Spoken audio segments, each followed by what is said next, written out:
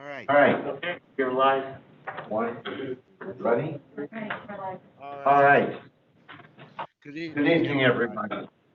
All right, let's call the meeting to order.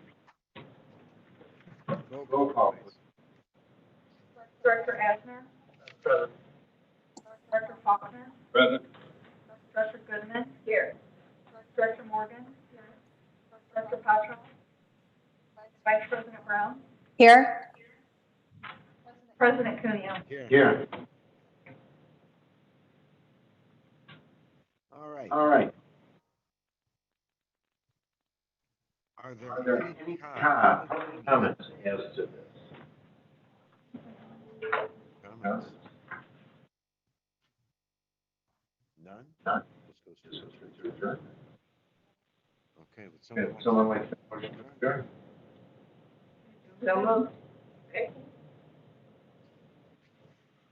All right, yeah, roll call, please. No, I No, I don't have to. Good. Uh, all in All in favor? favor? Aye. Aye. All All opposed? opposed? To adjourn. Adjourn. All All right, righty. on On to to the business meeting. I need to You have, have, or no, call to call to order, order. say about- start with the Start with pledge of pledge of allegiance, allegiance. please. I I pledge allegiance to the The flag flag of of the the United United States States of of America, America, to the republic for which it stands, One nation, under under God, God, indivisible, with liberty and justice for all. Good Good evening, evening, everyone. everyone. For Those who are on Zoom, welcome welcome aboard. aboard. All right, roll roll call, call, please, please. Amy. Director Asner. Director Faulkner. Here. Director Goodman. Here. Director Morgan. Here. Director Patrick. Here. Vice President Brown. Here. President Cuneo. Here. Public comments. Amy, You said that we have public comments. We do have public comments. Now, Now, according to our rules, we we could could go 30 minutes on The this, maximum. and 3 minutes say, yeah. comment. If If you could, could, please read them in, and I'm guessing we're reading them in the order in which they came. Yes. Thank you.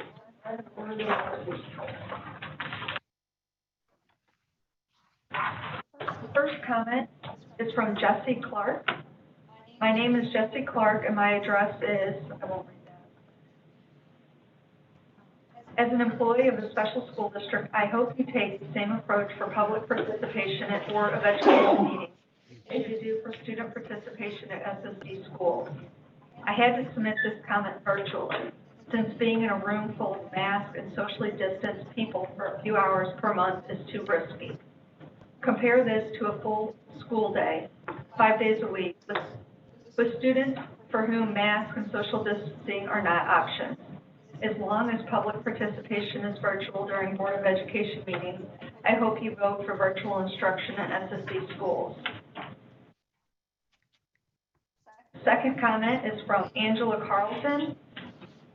During a brief meeting regarding returning to in-person learning, I personally do not feel comfortable.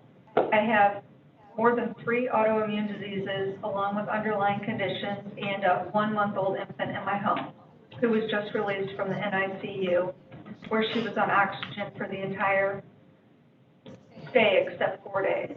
I am putting myself along with my family at risk. The numbers we currently have are not decreasing, and most of the zip codes we service are huge hotspots. Children's Hospital has the 7th floor dedicated specifically to children with COVID-19. Over 3/4 of them do not have underlying conditions.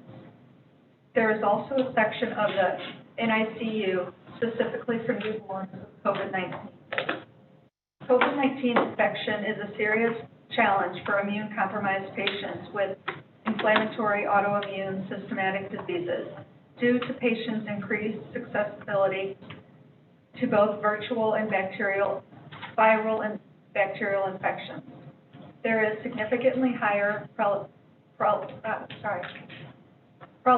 of definite and highly suspected diagnosis of COVID-19 disease found in patients, conventional symptomatic disease modifying anti-hemorrhagic drug treatment. It is important to know this so preventative and management development strategies can be made. Furthermore, symptoms of the autoimmune diseases I have are also symptoms of COVID-19. I already take a variety of medications to manage my health, and if I were to test positive for COVID-19, the medicines used to treat it would counteract my current medicine. If I go into the building and have any of these symptoms, I will be sent home since it can't be pinpointed if it's due to one of my autoimmune diseases for COVID-19. If I return in person, I am putting myself and my infant grandchild at risk. But if I take FMLA, I am still putting my family at risk by not being able to provide for them. I am left to choose between providing for my family or keeping myself and my family healthy. How can you even choose between the two?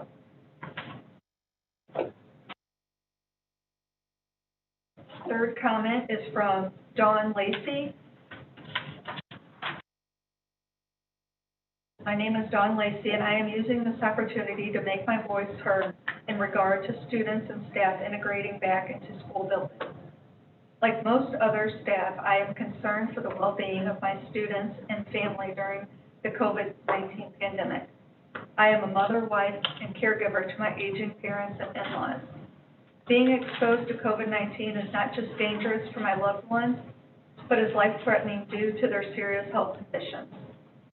According to the graph listed on usafacts.org, 21,336 confirmed cases were reported in St. Louis County as of September 17th. There is no evidence from this graph to suggest a decline in confirmed cases. At Ackerman, we have a sizable population of students that are medically critical. These students tend to be impacted harder and longer by something as simple as a common cold. Exposure to COVID-19 is exceedingly dangerous for them. Just as we are entering the cold and flu season, many of the symptoms for these illnesses are the same as COVID-19. Coming into a confined space with over 300 people will drastically increase the unnecessary risk of exposure to all viruses.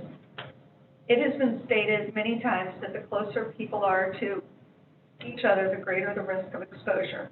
In states like New York, Missouri, Texas, and Mississippi, teachers have lost their fight with COVID-19.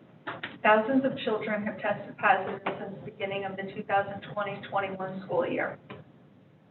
Common sense will tell you all that anyone with asthma, emphysema, or COPD are at the greatest risk of not only the virus and long-term complications, but death.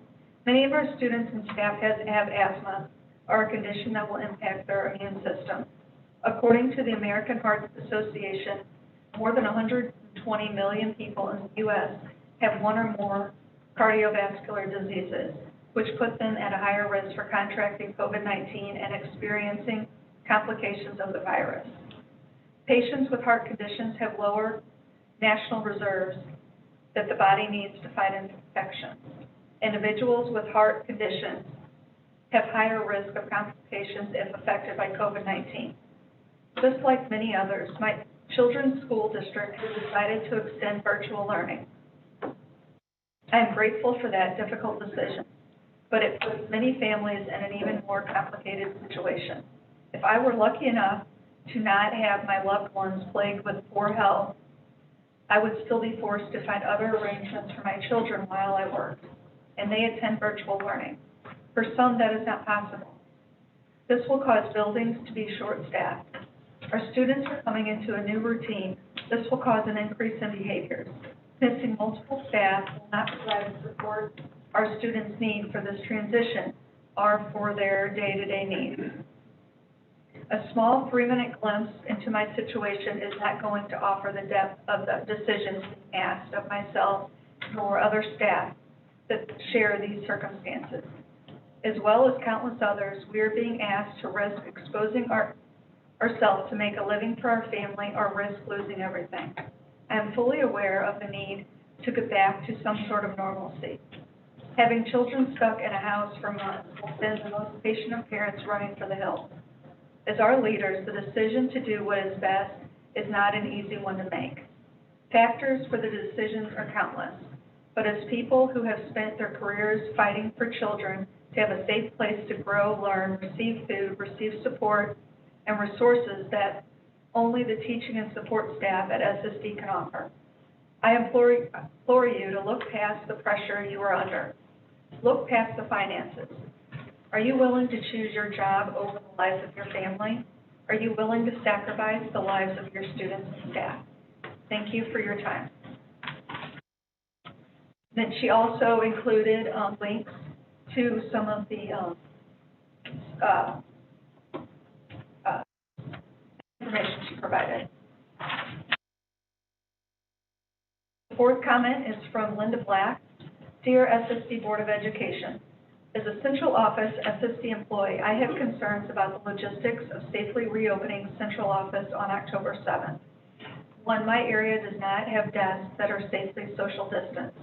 I would like SSD central office to continue the recommended practice from the health department to social distance in the office.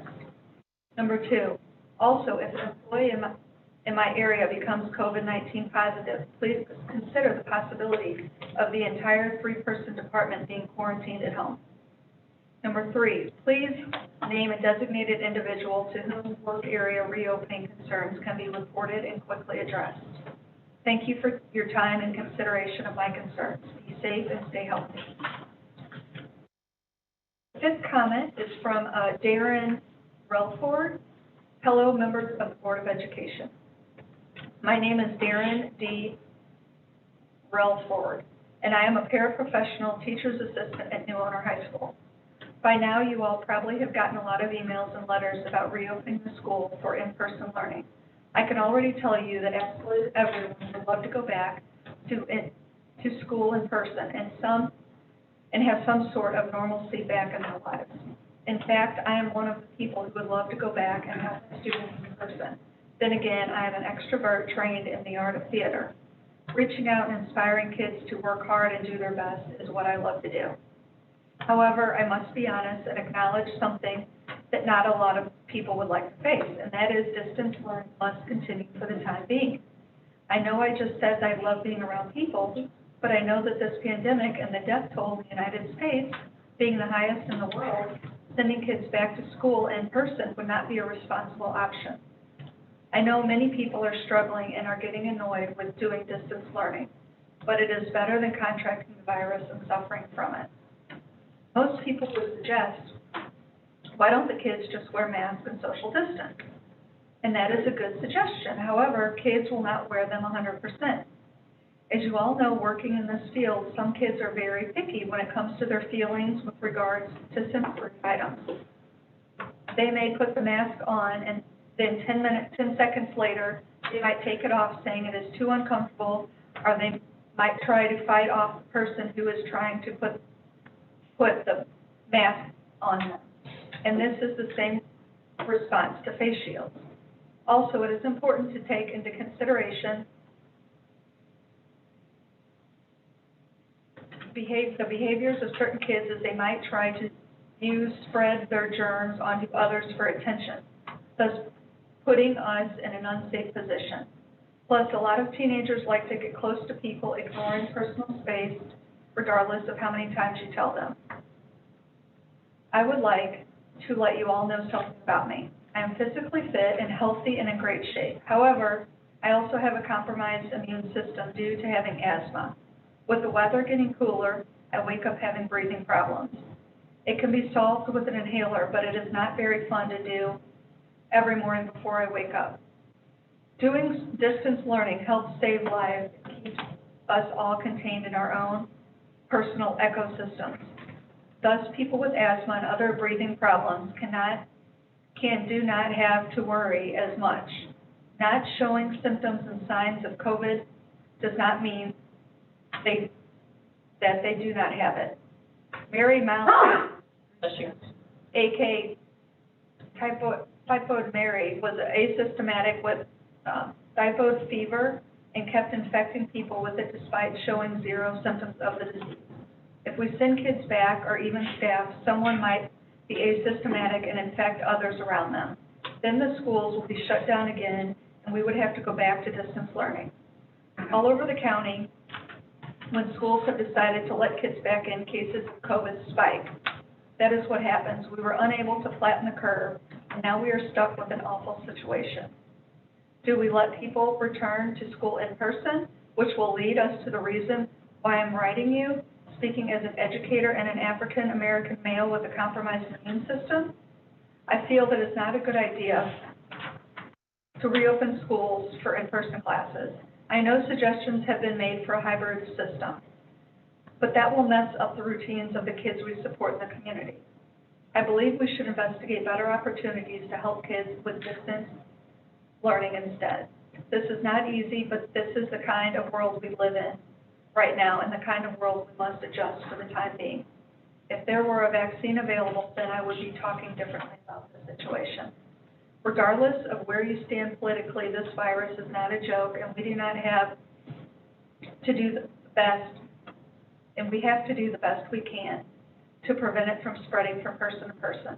I hope this letter reaches you all, and you will take the time to read it. Just know that I will do what is needed of me and my job, but regardless of what I do, I want to be safe, and I want to make sure the people I work with and the minds I inspire are also safe.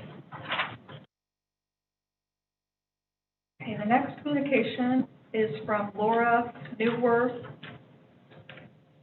Deutsch, D-E-U-P-S-C-H. Dear Special School District Administration and Board of Education, I am a teacher at New Owner School. I've been teaching for 20 years, and this is my third year with Special School District. It would be an understatement to say that teaching at this time is a unique challenge and experience. However, my mission and focus as an educator remains the same: to provide quality education that addresses the whole student. In this moment, the health of the student is the forefront of my mind. Without solid health, a child cannot focus on their education. With health embodying one of the lowest necessary levels of the hierarchy of well-being, we must remain in a virtual setting to ensure students and SSD continue to have access to learning. According to the St. Louis County Department of Public Health info, which is a summary posted on Parkway website on September 17th. The St. Louis County Department of Public Health closely tracks the new cases of COVID-19 among children and teens, and recent data has indicated a steady increase in cases among those 15 to 19 years old. 90% of the cases that have been impacting local schools in the last 2 weeks have been in middle or high school. In fact, the rate of new cases in this group is nearly 5 times the average rate of new cases among younger children. Additionally, the positivity rate of adolescents who fall in the 15 to 19-year-old range is the highest of all age groups at 20%. By contrast, the positivity rate among children aged 5 to 9 is currently at 6%. This is the age range of students who attend our SSD high schools and technical schools.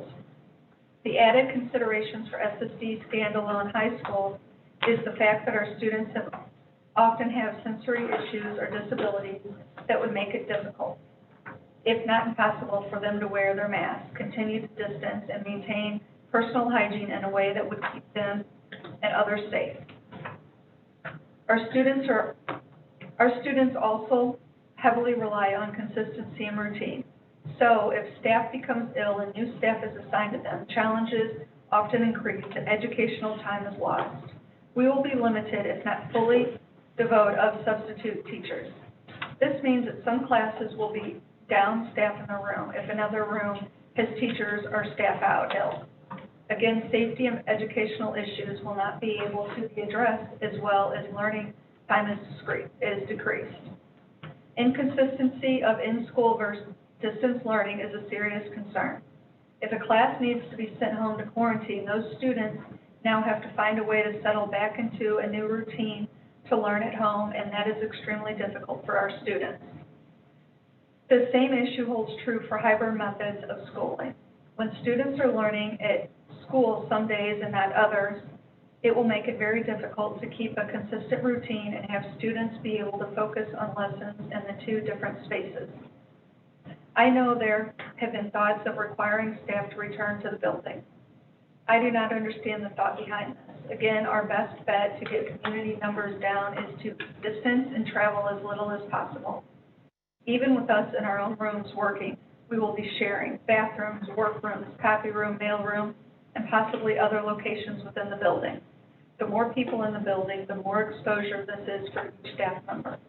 Allowing staff to continue to work at home limits those in the building to a very small number on a given day, and therefore helps to limit contact and exposure. This will hopefully bring numbers down to where we can viably and sustainably get back to school.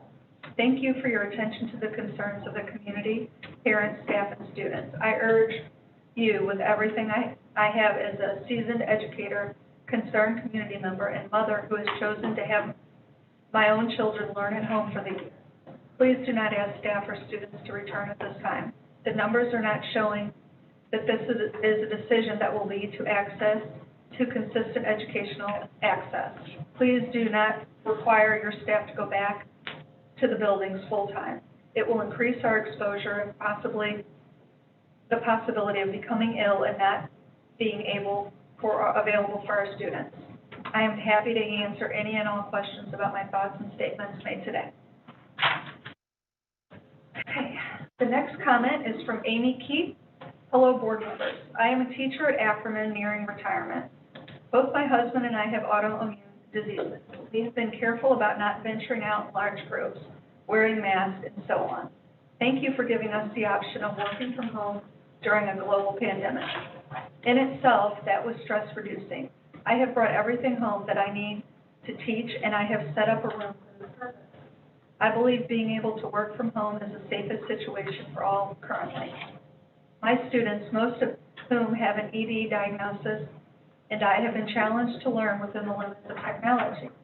Because of this, many of the students I see have become more responsible regarding following the schedule, as well as more patient with themselves and others as we all navigate new online learning situations. I have heard them advocate for what works best for them as individual learners as we discuss schedule changes, as well as where in their homes they need to be located so that they can show up at class ready to learn. I have had closer contact with parents, as many of them are actively involved in helping their children learn through technology. Virtual learning does have its challenges, yet I see the benefits in students, teachers, and parents who have come together and become more thoughtful, responsible, and purposeful in pursuing public education. Consider allowing us to continue to work remotely in our homes, as this seems to be the safest option for us all during the time of this global pandemic. The next comment is from Crystal Johnson. To the members of the board, I am a paraprofessional at Ackerman School. I am writing you today to express concerns of the idea of reopening the school for staff to return. It concerns me that this board would consider this as an alternative of staff working from home. I am not only an employee, but I am also a parent of a child just starting her elementary education. My daughter's school district has decided back in August to be virtual until at least the first quarter. She is in school 5 days a week and needs help throughout the day to navigate her Chromebook and help when computer issues arise. If staff would require to go back to the building, this would mean I would have to take my daughter to daycare, which raises her risk and ours of getting and spreading COVID-19 and also negatively impacting her education. Another concern, I'm not understanding the valid necessity for staff to return to the building if the students are staying virtual. This means we would still be Zooming with students, but now all together, which increases our risk of spreading, contracting COVID. What difference does it make if we are Zooming from our houses versus Zooming from our classroom?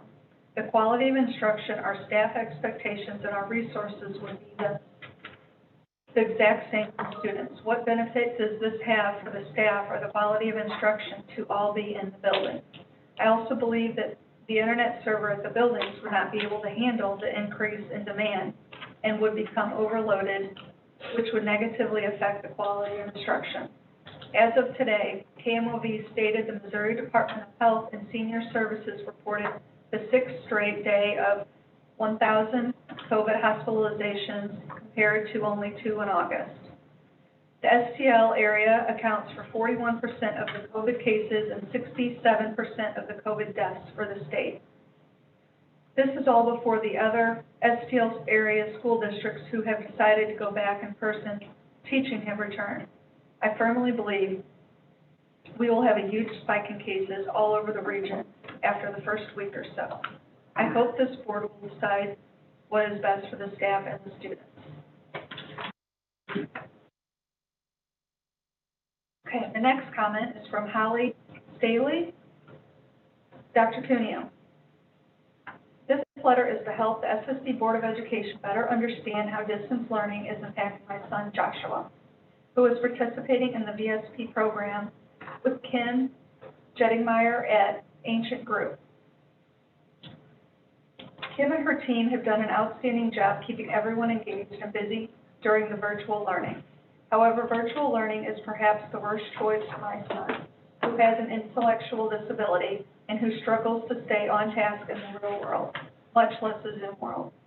I believe this is best illustrated in an article written by Dr.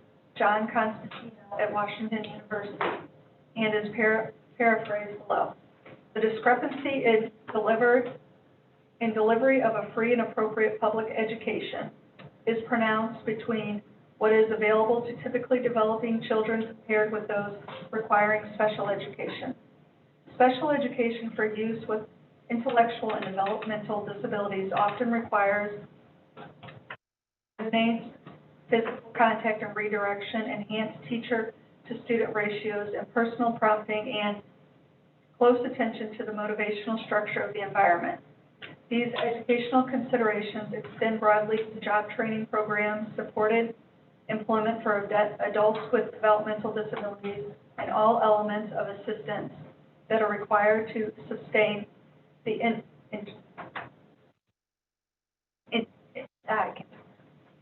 role of individuals with intellectual and developmental disabilities in the national workforce. Supportive students and trainees may require addressing physical positioning, toileting, feeding, and other needs related to activities of daily living. It is an inordinate burden to attempt to recapitulate the conditions of an appropriate education at home for most families and to avoid secondary consequences of individuals with disabilities falling further behind in an academic achievement or training and suffering behavioral decompensation in the absence of the structure of a school or workday. Mobilizing qualified in-home personnel, clarifying which individuals with intellectual and developmental disabilities are more or less amenable to in-home virtual training and education. Some children with autism-related disabilities, for example, are thriving in the relative absence of school bullying and overstimulation, and supporting newly unemployed parents to deliver education and/or developmental therapies are critical urgencies. I urge the board to critically consider the amount of harm that is being done through virtual learning versus the risk of having our children, many of whom have compromised immune systems, have some level of in-person or modified learning. While Josh is making wonderful gains in virtual VSP programs, they are nothing like he experienced when he was working in person. I fear more for his developmental health than his physical health right now, and I believe the board and the incredible staff at SSD can find a way to bring learners back safely, with plenty of safeguards in place to keep Josh and all of his peers engaged in learning while remaining healthy and safe. We will sign waivers, sign whatever is necessary to be sure to cover SSD's liability in this unique situation.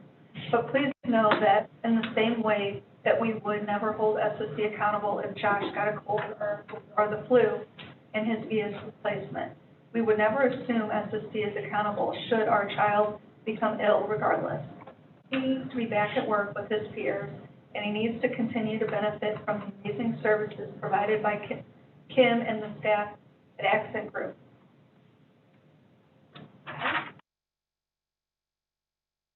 The next comment is from John, HOLSTE.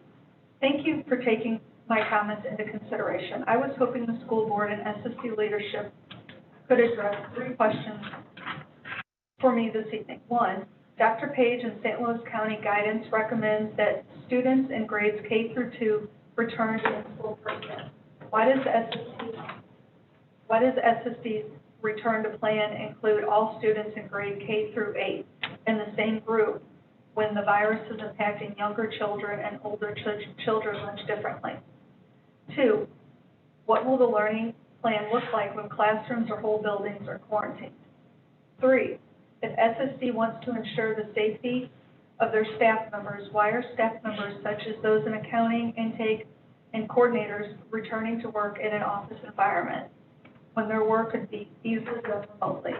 Shouldn't staff members only be required to enter the workplace when absolutely necessary, such as working with children? This seems like an unnecessary risk to their health. Thank you for your time. Amy, we have 56 seconds. Okay. The next comment is from Randy Marquette. I have a few questions and concerns that relate to the reopening of SSD Central Office. Given the fact that we recently transitioned from working a staggered in-person schedule to a full-time at-home schedule, what resources and data were utilized to determine this would be the safe and prudent course of action at this time? Less than 2 weeks ago, we were informed a staff member tested positive for COVID-19. This while only minimal staff was present at CO. Now we will have all staff returning to a 5-day in-person work week. Why wouldn't the previous staggered schedule work? Again, considering we are now heading into the regular influenza season. Previously, when we returned to a staggered in-person schedule, it stated that masks were mandatory to be worn at all times inside the building, exceptions being private offices with a closed door. In order to provide maximum staff safety, what safeguards are being implemented to ensure that is strictly enforced? Okay, and that's all time we have. Okay, now Amy, the rest of those comments will though be included in the public record, correct? Even if they were not read? I believe they are not. They are not. Not if they're not. Okay. All right. Thank you. All right, would someone like to make a motion to approve the agenda tonight?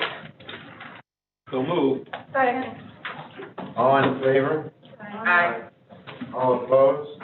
Motion carries. Superintendent's report. All right, we have a couple of reports that we're going to be providing to the board tonight. We have our first one that is coming up. We have the SSD schools and the technical school updates and reentry plan. We have Dr. Kelly Grigsby and Kevin Anders who will be presenting, and along with Amy Schechter, our Chief Human Resource Officer. These are going to be ongoing discussions. I just want our board to know that we are wanting to make sure that we are providing the board with information to be able to have discussions around the current status right now with our students.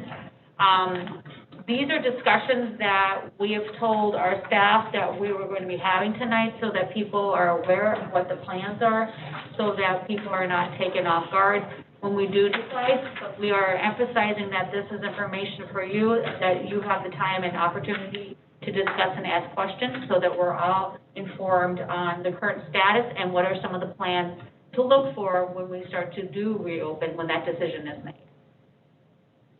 Thank you. Kevin? All right. So President Cuneo, Vice President Brown, Board of Directors, and Dr. Keenan. My name is Kevin Andrew, Executive Director of Career and Technical Education and College and Career Readiness, and myself along with Dr. Grigsby and Ms. Schechter will be presenting on really the reentry updates for the district. Next slide. So a quick overview of what we're going to be talking about. We're going to be discussing some of the priorities and challenges that go along with reentry for our buildings.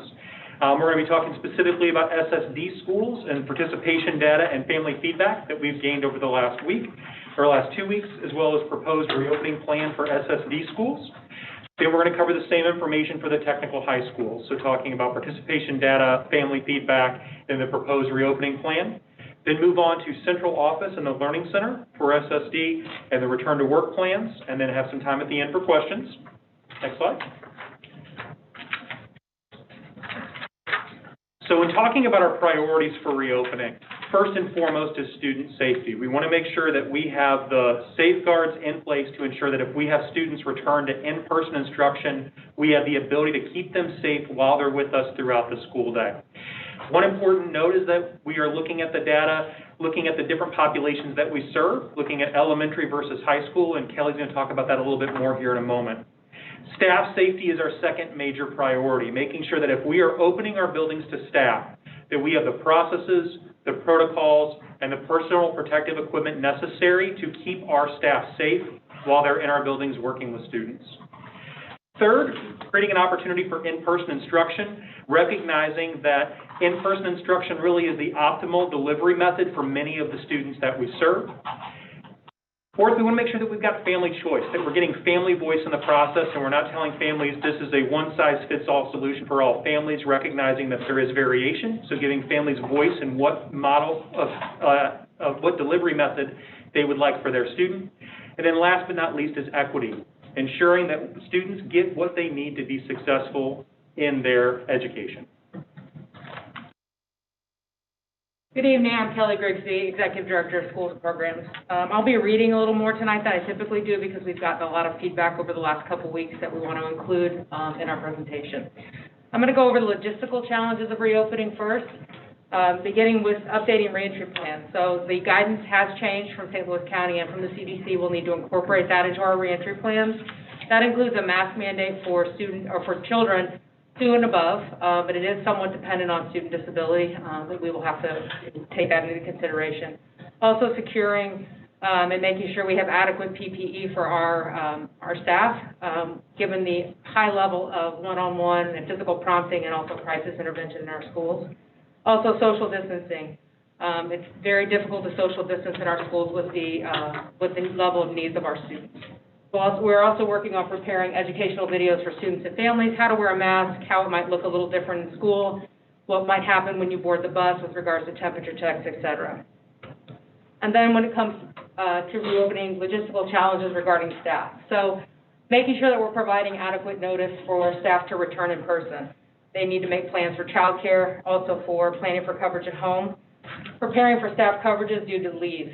We've been doing some informal inquiries with our staff to determine how many might end up taking leaves or separating from the district if we decide to return, and that number right now is around 10% of our staff. So this is definitely something that we need to consider. We have staff that are high risk in high risk categories, as you heard during the public comments. We also have staff that have family that are high risk living in their homes. We have a concern with lack of substitutes, so we have been inquiring with our subs to see if they will return, and many of them are opting not to return at this time, so we need to be aware of that with regards to student and staff safety and covering classrooms. We have to consider also that we were on a hiring freeze for a period of time, and we have vacancies in our schools. Without leaves, we have approximately 30 paraprofessional vacancies in our SSD schools at this time.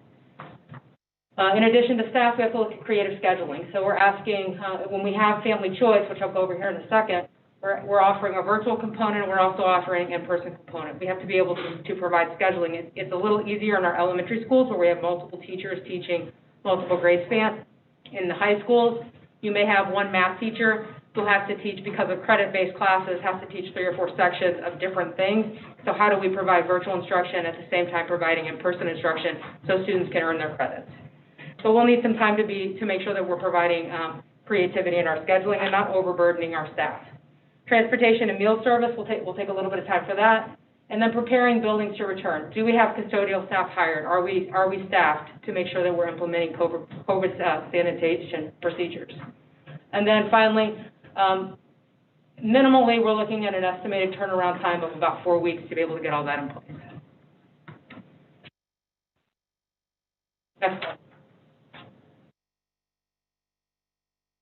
I want to give you an update currently on where we are with regards to student engagement in our SSD schools. For the last couple of weeks, we have remained relatively flat. 94% of our students, so 634 out of the 795 students we have available, working with us are engaged in at least one learning activity. So they're engaging with us, and 67% are engaging at least 80% of their distance learning plan. And that's remained relatively flat, and the data looks significantly better. We did factor in those couple of categories that you asked us to with the last data, which was factoring in the number of students who families we had not heard from, also the number of families that had opted out of distance learning or paper and pencil, and then the ones who have opted for paper and pencil tasks. And I believe that data was provided to you guys. In addition, Where was that provided? Yeah, I'm not sure that it was. the last set, I think, was provided Friday, and then this will go in the Friday, I don't know what you call it. What it is. I'm sorry? Do you know what you recall those numbers are? No. Oh, yeah, I have the numbers, I have the numbers here. Do you want me to Yeah, read you? Please. For week 3, we had total enrollment of 795 students. Number of students who we were not able to contact family-wise were 35. The number that opted out were 14. Opting for paper and pencil tasks only, 71. We had a percentage completing at least one learning activity, 94%, which was 634 of our students. Percentage completing 80% was 470 students, which was 66%. For this past week, 793 students were enrolled. 21 we were not able to get a response from, so that's going down. 22 had opted out. 56 had opted for paper and pencil, and we were at 664 students participating in at least one learning activity, which was 96%, and 465 completing at least 80% of their distance learning activities, which was a 67%. We'll have all that information. With regards to summary of feedback on communications for distance learning, we did ours a little differently than the tech school because our caseloads are smaller, so we had our case managers make personal contact with families. We had 593 families out of the 793 families we were able to make contact with. Many said they were satisfied with the services we were providing remotely. They felt supported. They appreciated the changes in the streamlined communication we were providing. They have a better understanding of their child's educational needs because they're working with them.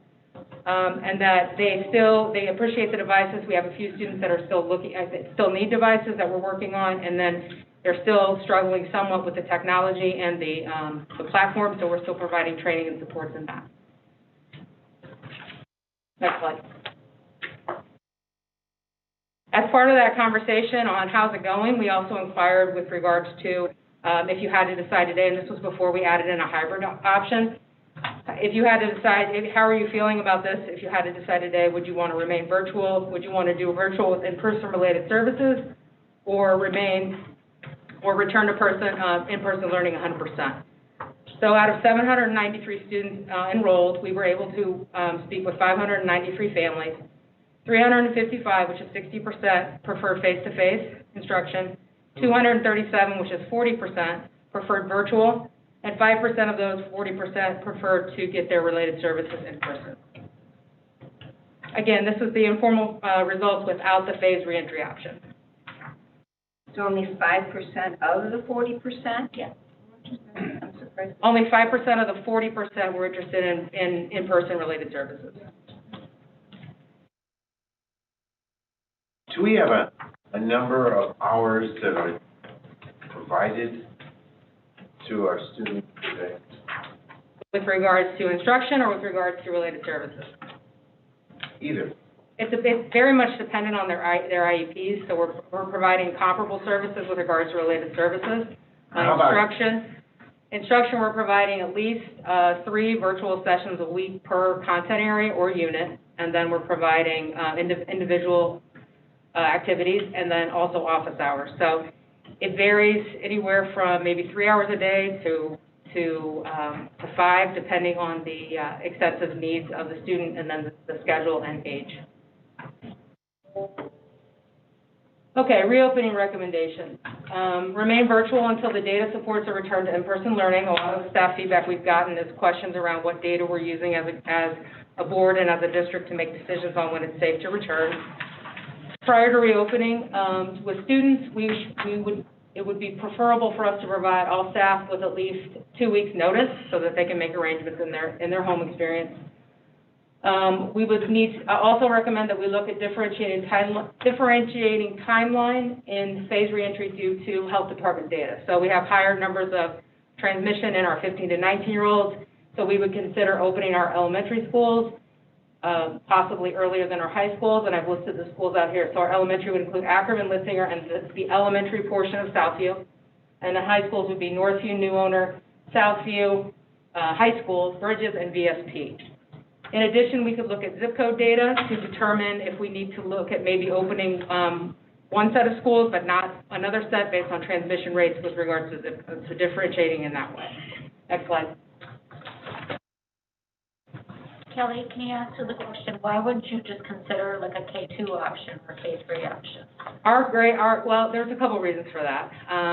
We are, with a hybrid model, we're able to cut our numbers in half and make our numbers smaller, in addition to the fact that we have a lot of families opting for virtual. But in our schools, we're not traditional. It's not like we have just kindergarten classrooms or just first grade classrooms or just second grade classrooms. We typically have grade span classrooms. So we may have a K1 classroom, we may have a K3 classroom.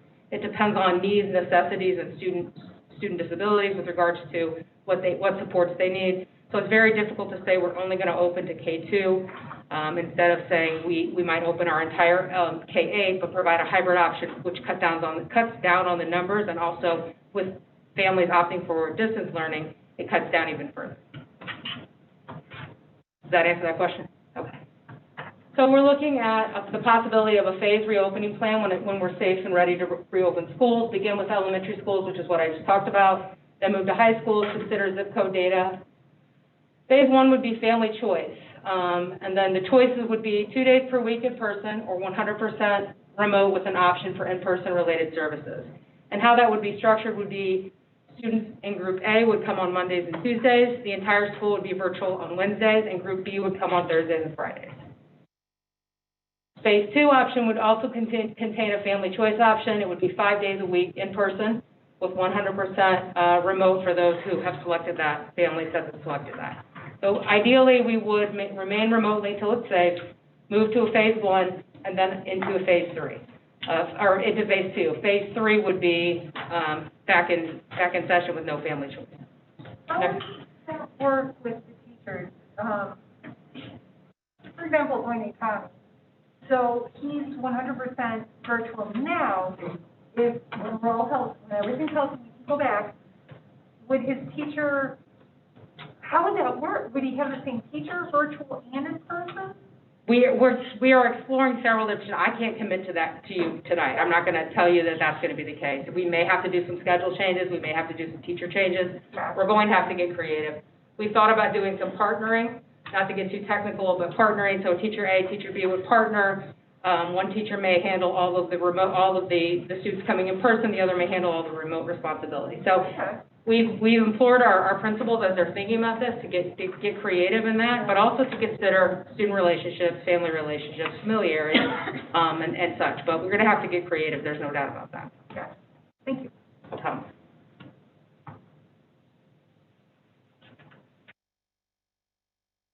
Any other questions about this slide? Next slide. This just gives you a visual model of what a schedule might look like. We have Group A, Group B, and then virtual. All students would remain virtual. Thank you. Please, Kelly, Yeah. I have a quick question. Sure. Cleaning crew on this. I know that we talked about specialized cleaning. By having the day off as virtual, does that allow things to be cleaned better or deeper or whatever? One would assume, yes. Yes. We should be able to work with our custodians to provide the standard cleaning and then also the COVID. Because I believe we signed the contract for additional cleaning. For deep cleaning, yeah. Deep cleaning. It was an additional, like, $6,000. However, Right. we have not, since we have fully opened up, we have not engaged in that Right. contract. But we have been working with Clean Tech so that when we do plan to reopen, that they're gearing up. Okay, so how long does that take to clean? I mean, if you had a regular school day, could it be ready for the next school day? Yes, they said that they were able to do that if they do the night cleaning. Like, for instance, here at the central office, we did close a little bit earlier, so that they could offer for deep cleaning, but they're able to manage with the amount of, with the crew. They were gonna have to add in additional people to the cleaning crews to make sure that they're ensuring that they're cleaning everything thoroughly. I've got a comment for her, but I've got a question based upon the deep cleaning. You mentioned earlier about the reopening opportunities, and you mentioned about zip codes.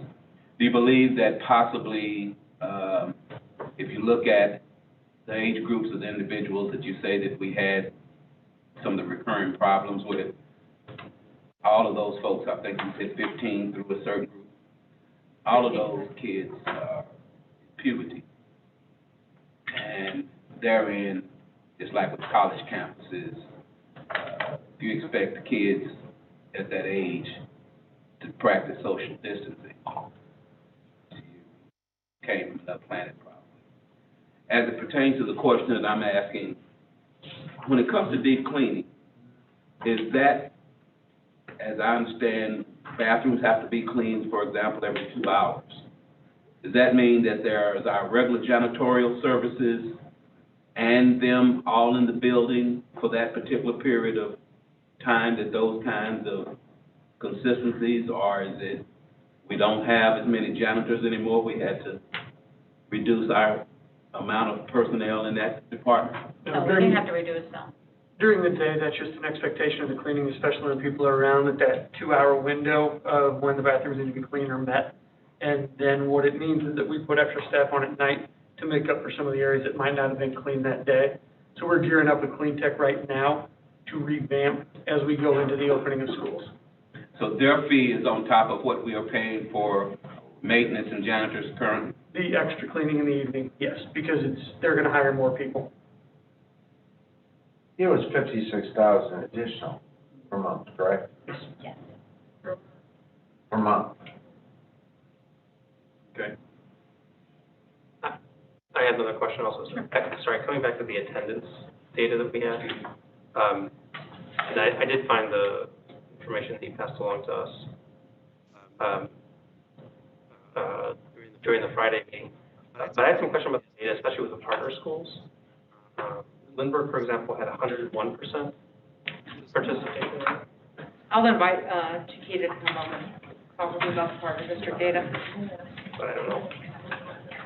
It was a reporting issue. So we have clarification on a couple of points there.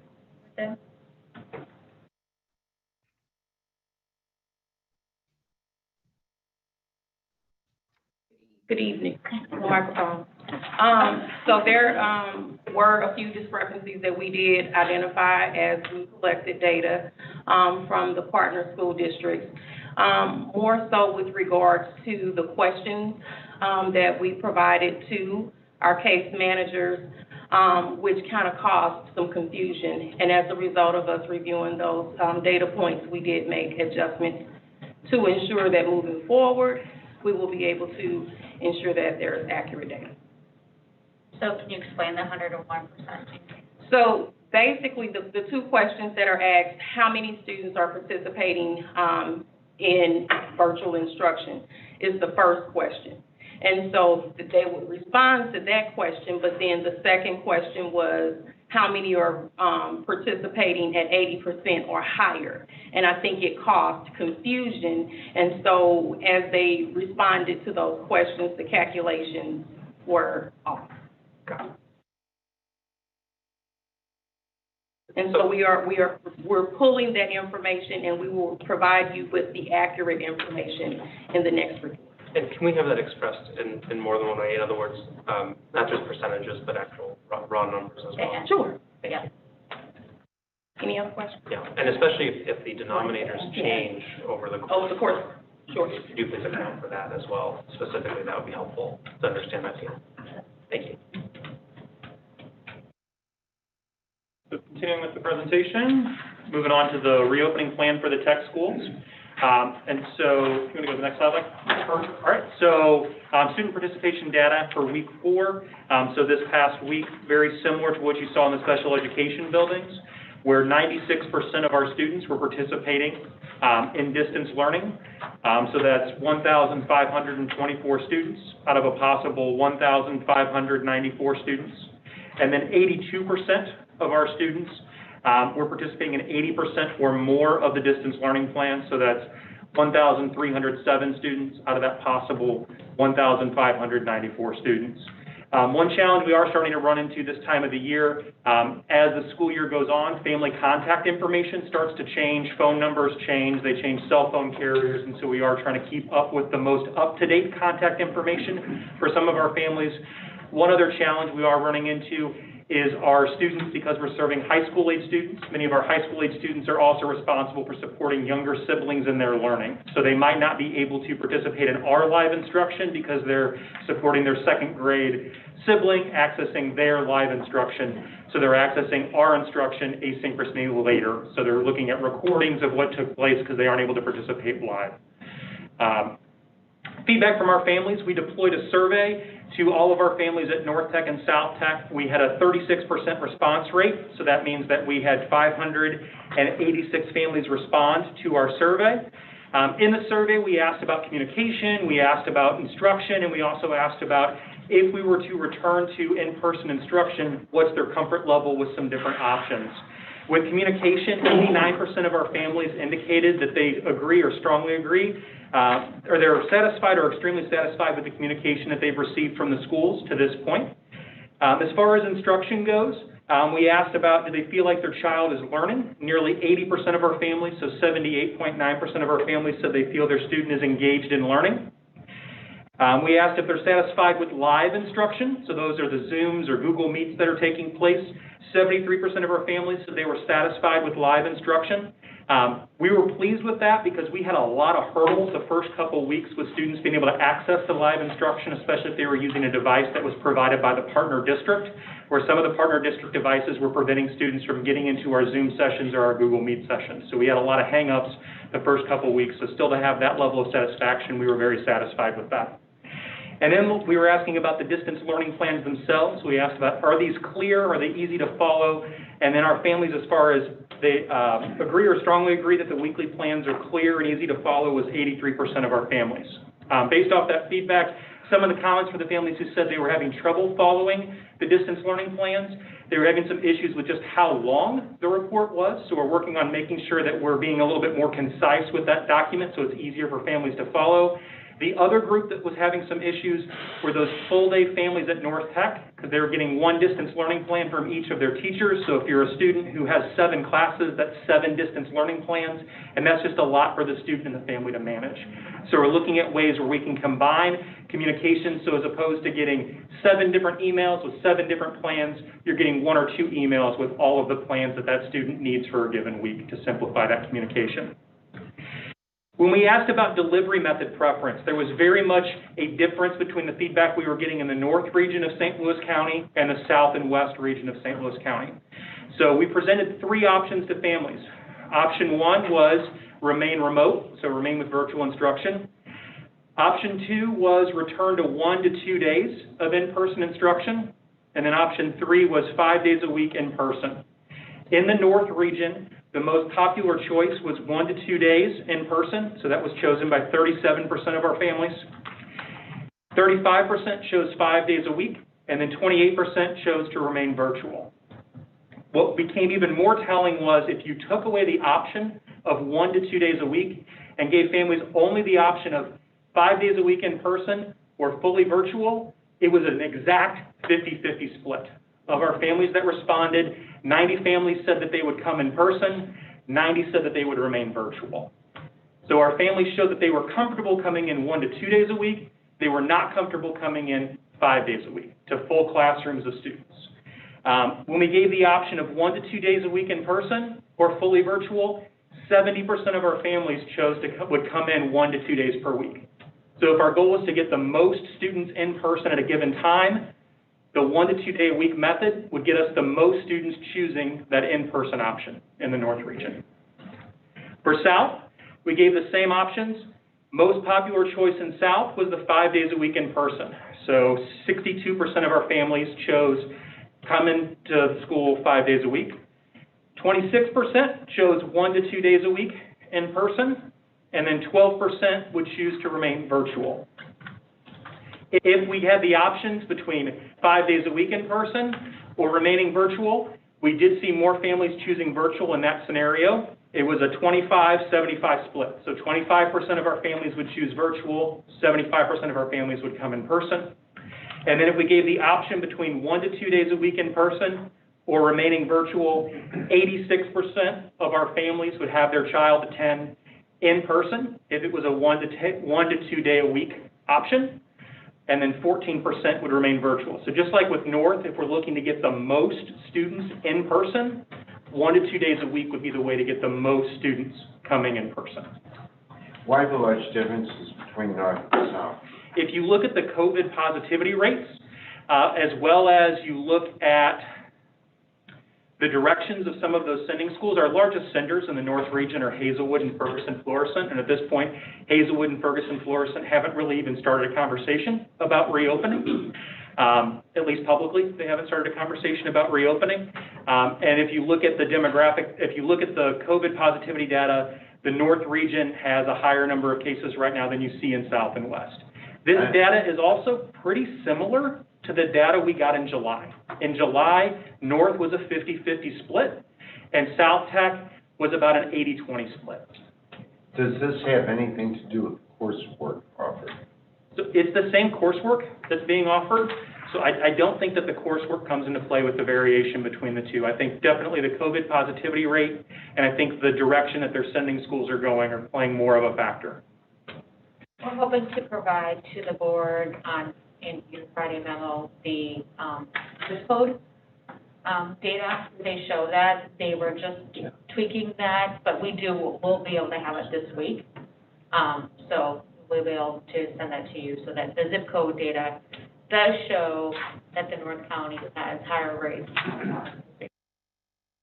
And then the other piece, anecdotally, we're getting more feedback from families in the North region where those high school age siblings are providing supervision for younger siblings. So if those high school age students were going to return to in-person instruction, it'd be easier to figure out childcare for 1 to 2 days a week than it would be for 5 days a week for those younger siblings.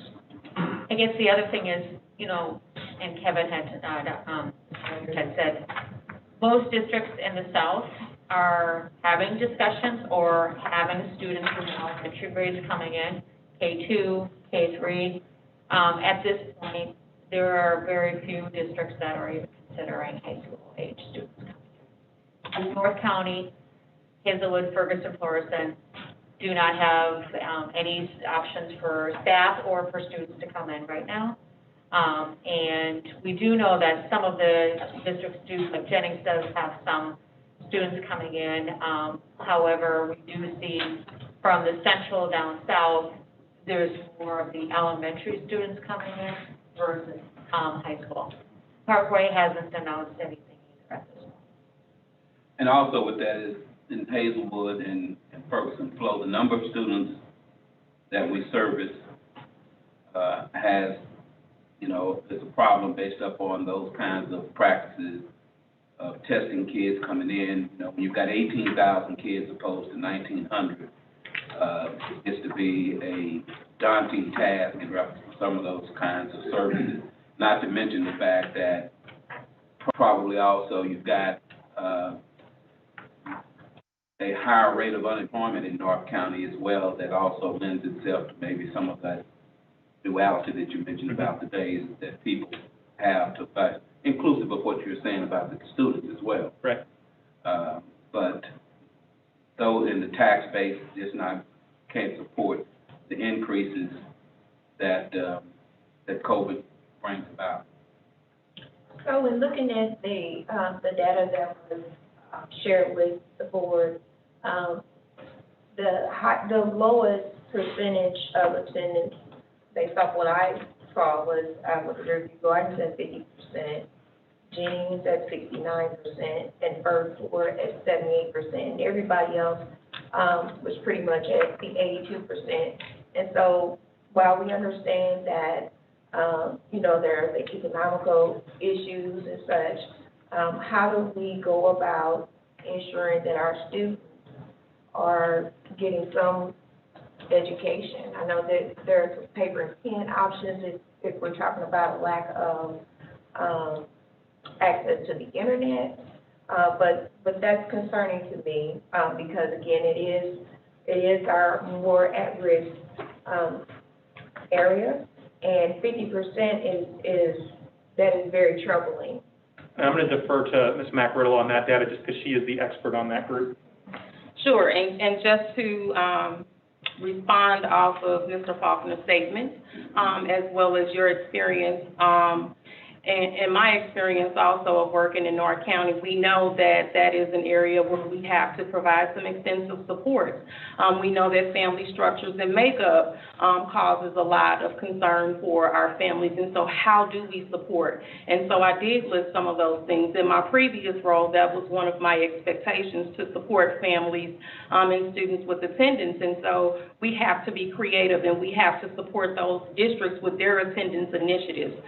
There is no one-size-fits-all model to support. It's on a case-by-case basis, and we have to address all of the disparities that come along in those communities, unfortunately. So one of the things that I'm expecting, and I know that our SSD staff do, they partner with our partner districts, and they follow and comply and support with those expectations as it relates to attendance, and specifically just ensuring that students are present and in school. I mean, I'm just really concerned about, the whole United States has this issue and such, but, you know, this, when we look at equity and diversity, you know, this is the part of the pie that always seems to have. And so it takes a lot to do with, and not to extend this further, you have to take a look at the trend data in those particular districts. What's causing it? Is it health disparities? Is it food insecurities? Is it the lack of not having employment? Is it to support with family structure? Is it homelessness? Is it the need for utility bills? I mean, the list can go on and on and on. And so just to kind of go back, there is no one-size-fits-all model. It takes districts to really take a look at their specific zip codes, their areas, to line up those supports and to ensure that they are doing everything that they can do to address those barriers that could potentially hinder students from participating in instruction. You got my word, please. Understood. Thank you. So moving on to the next slide, which is talking about some unique challenges as far as reopening career and technical education. So in Dr. Grigsby's part of the presentation, she talks about how they have multiple teachers in grade spans, and you could possibly have a virtual teacher and then helping those students, an in-person teacher. A unique challenge that we have in career and technical education is many of our programs only have one teacher in the building. So in some cases, we only have one in the district. At North Tech, we have one diesel instructor, and that's the only diesel instructor at special school districts. So if we're providing in-person instruction and we're providing virtual instruction, that's the one person we have to do that. So if we looked at doing a delivery model of 5 days a week, where they're supporting 5 days a week in person, but also supporting the option of 5 days a week virtual, that one person would have to figure out how to support those two different groups of students. And then that's why that second bullet is huge. Our students are working in real-world shops, working in very potentially dangerous situations if they're not closely supervised. So if that instructor is trying to support virtual students with accessing a Zoom lesson or answering questions on the phone, then they're not properly supervising the students who are working in a potentially dangerous setting. So we need to have a model that allows our staff to support virtual students, but at the same time maintain the safety of the students who are there in front of them. And not overwhelm our staff with trying to double the number of courses that they're teaching, because we don't have an easy way to divide the workload when you only have one teacher in the content area. Another unique challenge that we have is there is a lot of shared equipment. I know many of you have visited our campuses and have seen where we've got vehicle lifts and we have milling machines, and in a lot of our areas we only have a handful of pieces of equipment. So there's only so many vehicle lifts in auto tech. So those inevitably are going to become shared pieces of equipment. And when we're working in specific processes, where we need multiple students to see and then do, they're working on that same equipment, and maintaining social distancing can be challenging in those settings because we do need them all close together to be able to see that process or participate in that activity or process, which is a little bit unique in career and technical education. Let's jump to the next slide.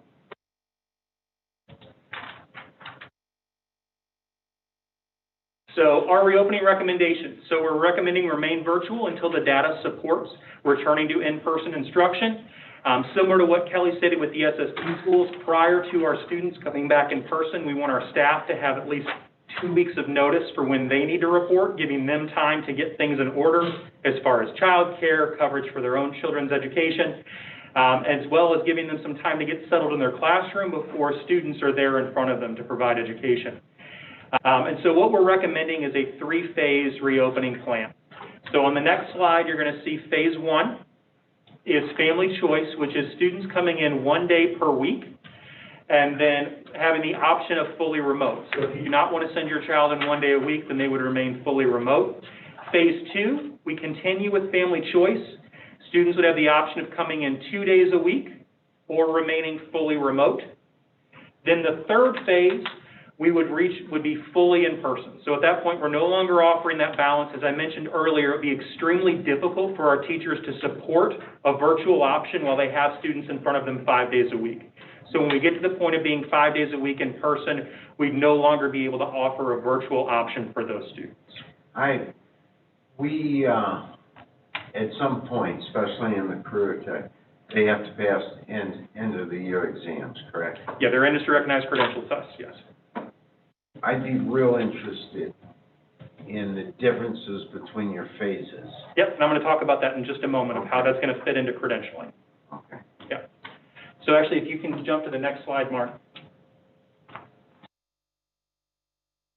Within phase 1, so phase 1 would be 1 day a week in person. So the way the structure would be, students would be following the same distance learning plan structure that we're doing right now. So 5 assignments per week, 3 live sessions that are being done virtually through Google Meets or Zoom, and then the teacher would have office hours daily. This is a sample week below. Those students who are coming in person, so Group A would be coming in on Tuesday, Group B would be coming in on Thursday. When they're coming in, they would only be coming in for practical application, because all of that theory, all that classroom work is still being done virtually the other days of the week. So when those students walk in the door on Tuesday or Thursday, that's 2.5 hours of practical application. Or as our teachers would say, we're going to spend 2.5 hours in shop, is what they're going to do. They're not going to be in the classroom, they're going to move directly to the shop because they've already done that classroom component virtually prior to the student arriving. And so that'll give them, really maximize that time, where in a typical day, we're going to spend some time in the classroom, we're going to spend some time in the shop, then we're going to go back to the classroom and debrief. Instead, that debriefing is going to happen the next day virtually. The prep beforehand is going to happen virtually before they get there. So it's really allows us to maximize that time while they are with us to cover those skills that can't be taught virtually. When you move into phase 2, so phase 2 is very similar to phase 1. Phase 2 is 2 days per week in person, or the option of fully remote. We're still following the distance learning plan structure with 5 assignments per week, 3 sessions per week, and office hours daily. And then full class live instruction is going to be on Wednesdays. So whether you're virtual or you're in person, everybody's going to be in class together in the middle of the week. So if you go to the next slide, that'll give you kind of the visual of what this plan looks like.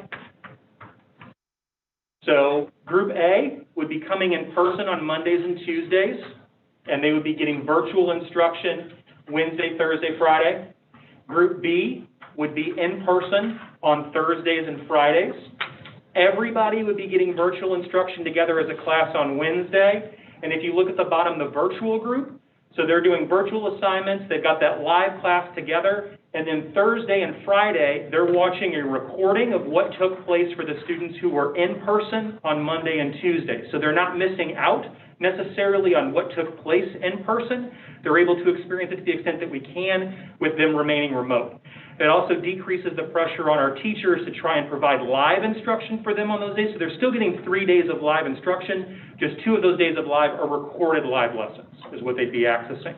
So that would help them stay up to date with what their peers who are coming in person are doing. They're just not necessarily going to get that practical application, but they're going to get to see what was taking place. And then if you move to phase 3, so phase 3 is fully in person.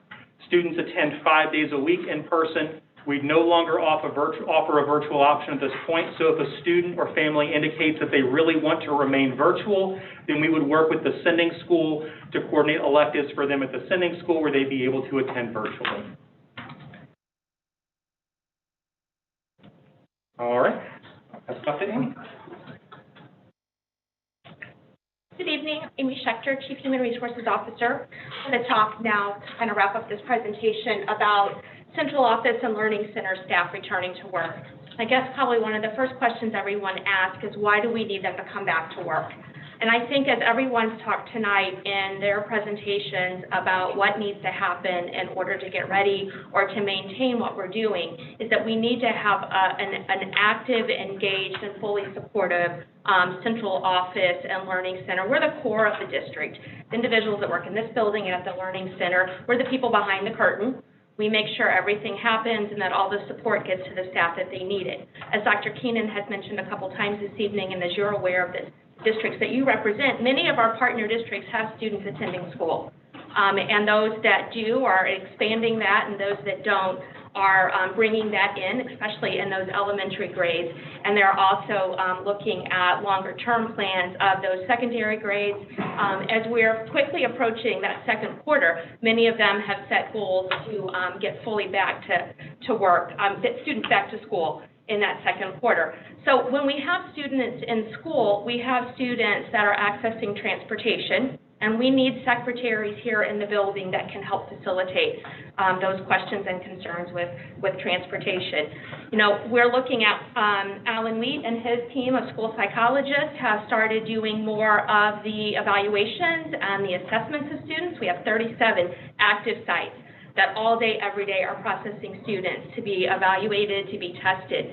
So we have, for the first time in months and months, a ton of paperwork and new referrals coming in through our student records and our intake department. You know, our technology staff are doing things we've never asked them to do before. We're actually supporting families and students with being able to log in. Doug Austin and his team have an all-hands-on-deck approach here at Central Office. Everybody answers the phone and talks to a parent. So what we're doing is, yes, we're getting by with the limited number of staff that we have. Many of the staff that are working at home haven't had as big a workload as we're about to gear up to have. Many of the staff that are working here every day and have been since June 22nd are doing additional duties because not everyone is here in the building. And so in order to support our teachers and our related service staff out in the field, we need to be back here in the office doing the work, processing the paperwork, answering the transportation calls, you know, and helping out. And so I really just think that I wanted to just start with that and talk about that. And then also our teachers that are working, either with kids in person or that are reporting to partner districts that aren't having students in person but requiring staff to be there, they need their area coordinators in the buildings and accessible to them within the partner district in order to support them. Dr. Grigsby talked about so much of this is logistical, creative, scheduling, thinking on the fly, problem solving. We're asking our teachers to do more than we have ever asked them to do. And hopefully, we'll never ask them to do this much again. They need more support now than we've ever provided, and we can't do that completely remotely. When you look at national trend data, one of the #1 reasons teachers leave the field is lack of administrative support. And in this situation where they are truly challenged and truly struggling, we need those administrators on the ground with them every day. So I want to talk to you about, you know, giving 2 weeks notice to our central office and learning center staff to get them back here in the office so we can continue to provide that high level of support that we do. So we want to talk about giving staff 2 weeks notice in order to prepare. And so if we were to provide that notice as early as tomorrow, we could return to the office as early as October 7th. And really looking at coming back to work 5 days a week and returning to our regular operating schedule, 8 to 4:30. As Jeff indicated, they have added additional custodians to these buildings in order to provide cleaning during the day, and they have assured us that they can do the deep cleaning at night if the building remains open until 4:30. Next slide. So I want to talk about the different groups and who this impacts. So our support staff assigned to our central office and our learning center is primarily made up of the staff that I have listed here, our secretaries, our clerks, our assistants, the ones that are answering the transportation calls, the ones that are taking calls from families. I've heard from a number of our director secretaries that they're dealing with family calls about technology and transportation and those types of things, and they deserve some support here in the office. Our technology support, like I talked about, having everybody back to help out and share the load and to provide that level of support that's so important in virtual learning. You know, our finance, accounting, payroll support staff, we have to process the orders. We have to make sure that the PPE gets where it needs to go. We have to make sure that as we're reopening, all the things that we didn't order, all the things that we didn't think about, those are all going to come flooding in at once as we start to do that, and we need people here to take care of that. I mentioned our student records and our intake, our non-instructional facilitators.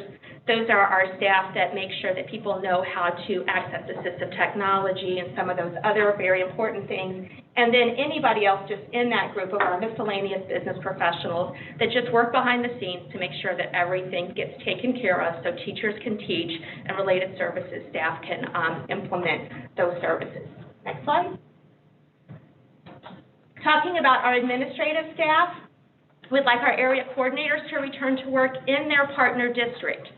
They are probably in the most congested workspaces here at the central office, and so having them in those workspaces in their partner districts removes a large number of staff from this building, and it also allows them to be out with teachers, collaborating with their partner district partners in order to be creatively planning and scheduling and getting ready to either welcome students back or welcome more students back. And having our effective practice specialists who are really working with individuals and making sure that during these difficult times, they can help them plan on how to modify their instruction, modify their services, having them return to their offices. We do have some partner districts, primarily Hazelwood and Ferguson-Florissant, who aren't necessarily allowing staff back in. And in those cases, those staff can return to their offices at central office or the learning center. We can make sure that they have a perfectly safe place to work and to be able to collaborate with the secretaries, their directors, and make those things happen. Slide. At our learning center, we have a large number of certified staff who are considered teacher-level staff or equivalent to teacher-level staff, might not be connected necessarily through the SDNEA union, but those are primarily our instructional facilitators and our ABA associates. We're not looking to change what they would be doing. They are currently providing support and reporting to work based on what the partner district or SSD school that they're assigned to, what those reporting requirements are. And some of them have multiple districts or multiple locations that they support. And right now, if they have in a district that has students K-2 attending in person, they have elementary students. They're going in to support students in those grades.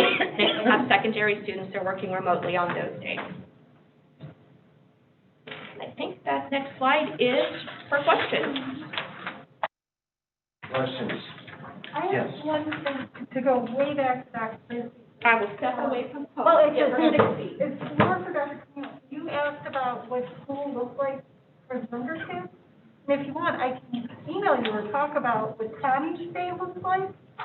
It starts off with like a class like math, then a break, then ELA, then a break, then maybe lunch, then a special like art, music, then social studies, and then class meetings. And also, every day there's a 1 hour teacher hour, office hours, that Tommy gets to go to and brag about his Nintendo or whatever, and they can, or if a student needs help with something, they can get, extra math help. So there's 3 days a week with math, 3 days a week with ELA, 3 with social studies, 3 with science. So it's spread out amongst the whole week. And then they also have time for OT, PT, reading, their extras, social work. So it's class break, but amongst the whole week they get virtual. exactly what they got in school. Not as well, of course, but it's good. Very good. Sounds good. I have a question for, bring back to our school, the central office learning center. What is it, what percentage of, like when we're working full capacity, how many people are there? It's full capacity is approximately 350 here at central office and about 75 at the learning center. Well, that 75 was without the ABA associates. Once we go back, how many people will be at central office and how many will be, I mean, are we going to be at 50% capacity here, or are we going to be at 100%? I mean, We'll be between 60 and 75% capacity here. And I know that there's capacity guidelines that people get confused with in the executive order for public health. Those are written for businesses. I want to make sure that I refer to the order. That those are businesses that engage in direct interactions with the public. So those are designed for like retail locations, other locations. We are not that. And there is an exclusion for schools, and that is those capacity restrictions are for building and fire code capacity. So it doesn't take the percentage of staff that work here and then take half or 25% of that. It is half or 25% of the number of people the fire department will allow to be in this building. Well, that's a lot larger than I Correct, thought. much larger than many people think. And we are close to the public, so we're not. We are close to the public. We do not offer goods and services to the public, and so we are excluded from those specific guidelines. We still have our mask mandate, our social distancing mandate. We've installed the plexiglass. We have all of the PPE. You know, we can revisit any of that as necessary. There are many staff that have been in this building every single day since June 22nd. Have we had difficulties with people coming back? Everywhere there's a level of anxiety. Talking about coming back is different than coming back. I don't know what to predict. How about, I mean, since people have come back here, have we had individuals here who contracted COVID? Yes. Did they contract it here at work? No. We have a process for contact tracing. We inform people, we let people know there was 2 incidents here. 2 incidents in this building. Yes, and that we inform the people. Inform us. And, you know, but we let everybody else know that if you haven't heard from us, you were not in contact with this person. We have a contact tracing. We have a contact tracing team here at central office. Do we, I know we had numerous letters or comments or read beforehand. One of the ones that struck me is, do we have a central person where people could contact once they come back to an office or to a... Well, it would depend on what their concern would be. I mean, if they have questions about their work schedule or their work duties, that would be their supervisor. I guess if they have questions about their... COVID-related matter. COVID-related matter, those should just be referred to human resources. And it doesn't have to be one person, any administrator in the Human Resources Department. We've been managing those since before we had a stay-at-home order. I probably talk to 5 to 10 people a day myself. I had a question about the 2-week return. Will there be enough time for transportation to get up and going? Well, that's for the central office staff, a 2-week notice, and that's just something that Dr. Keenan had guaranteed to them from the beginning. And so we talked about a 4-week window. So at this point, transportation has gone through the motions like they normally would. So back in July, they had routing done as if we were going to come in person. Then, just like a normal school year, after Labor Day, they update the routes based on address changes, students who moved out of the area, so cleaning up the rolls, just like they normally do in any given year. So transportation has routes put together if we were to come back. However, those routes will have to be adjusted when we give a virtual option, which is what we're proposing, family choice. Those routes are going to change because you want to pull off the students who've elected to attend virtually, because we're not going to be providing them with transportation, and then also adjusting based off the cohorts. So routing might change slightly, but they do at least have routes in order of, these students would in theory be on the same route together if we started busing in the next 4 weeks. But you're saying that for you all to start, you want a 4-week lead time. Right. Is that correct? Yes. At least. And that's the same for all of our schools. Yeah. We would want a 4-week lead time. That would give I us just time wanted to to make get. sure I have Yes, that. that would give us time to get teachers back in the classrooms to make sure their classrooms are fully ready. It'd give us time for food service to get back. Right now, we're not prepared to serve meals, and that's something we'd have to do when we would reopen, so all of those pieces. Okay, that's what I was thinking, 2 weeks is. Start Well, paying time. 2 weeks would 2 be weeks. more like the informing, like letting the parents know and everything, but we were saying 4 weeks would allow for us to bring staff back in, allow for them to get their arrangements for their children. But it's also, you know, most districts are giving not more than 2 weeks. Some are giving 1 week. So we're giving a 4 week. We would like to be able to do that.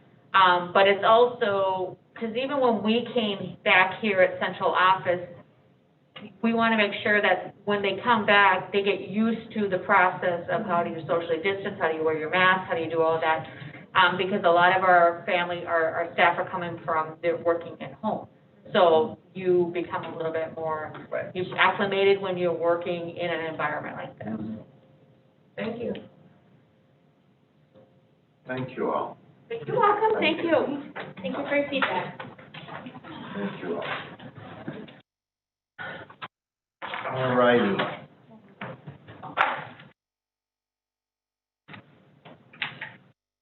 Moving on. Get to where I'm at. Strategic planning update. Evening, everyone. Good evening. Give you a little update on what we've been doing with our strategic plan.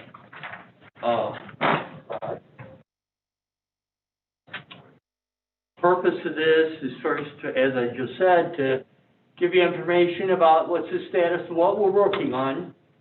The second point there you can disregard because we were working with an outside vendor, and that's not going to happen. So I'll talk about that a little bit later on. Next slide, please. Again, reminder what I talked about last time, 4 questions we need to answer in developing the strategic plan. Where are we now?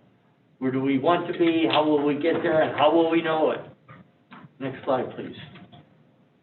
And again, a picture of the process, the 4 steps that we'll be following and kind of the summary of the activities that are the components of each one of those steps. Next slide. So where are we now? Again, as I said before, the first step is selecting our teams. We've identified our teams. We have 6 work groups who are going to be studying various components of the district, operations, HR, student performance, and 3 others. We have picked people from a variety of positions to do that. Those work groups will obtain and analyze and generate reports that will feed up to the strategic plan leadership team, which again is a representative sample of administrators in central office and includes, at this point, 1 parent. We were hoping to get another, but she declined the opportunity. And they will be working through the processes. Next slide, please. So what we need to talk about and what we will be talking with the board not too far from now is about mission, vision, values, guiding principles. We are starting to conduct environmental scans of the district. An environmental scan is just a look at the inside and the outside. So if you go to the next slide, please. This is our internal scan. We're looking at those departments. Student performance, finances, facilities, operations, HR, and communications. And we have identified, we're going to be working with those departments. If they have identified key performance indicators, how are they doing on those? If they have departmental goals, how are they performing against the goals? And some outcome measures for each of the departments also. We have identified our teams for that. We are having our first Zoom meeting tomorrow afternoon with the leads of those teams. Each team has between 2 and 6 people with a lead person identified. So I'm going to be meeting via Zoom with the leads tomorrow. We're going to start the Zoom meetings with the actual work groups next week. And we'll be talking about data points, processes that they'll be following, what the expectations are, that sort of thing. Next slide, please. The external scan has begun also, collecting some data on St. Louis County population trends, birth rates, funding patterns, expenditure patterns. We'll be in contact with Bill Gamble to find out if there's any upcoming legislation that he's expecting in the next session, try to get an idea of what state funding is going to be looking like. Other economic factors, tax rates, property values, things like that. All of those things could have an impact on what the district does in the future. So we want to be able to get a good handle on that and be able to do some analysis of all those trends. Next slide. As I said, the data review has begun on that. Yeah, next slide. Stakeholder input is the one that I wanted to talk with about for a little bit. We were working at the time that this PowerPoint was put together, and at the time of our last meeting a couple weeks ago, we were working with an outside vendor who was going to do some surveying, some focus groups. We had a few meetings with them, and after the last meeting we had, it appeared that they were going to focus on what we wanted them to do, which was survey and focus groups with our internal and some external stakeholders. I had a Zoom meeting. The Zoom meeting ended. I felt like we agreed that's what we were going to do. Then, beginning of the next week, we got a proposal that included a lot more than that for a lot more money. So I talked with them again and said, you know, this is really not what we wanted. We just wanted these pieces. And they said, well, we can't do that. So we won't be using them. But we have an option internally. The district has been giving climate surveys and engagement surveys to parents, staff, students in partner districts, special ed schools, tech schools for the last few years. And we have all of those data that tell us pretty much a lot of what this vendor would have been able to tell us. So we'll be looking at that. Also, you probably remember that when the district did a superintendent search for our current superintendent, the organization doing the search put out a survey and did some focus groups.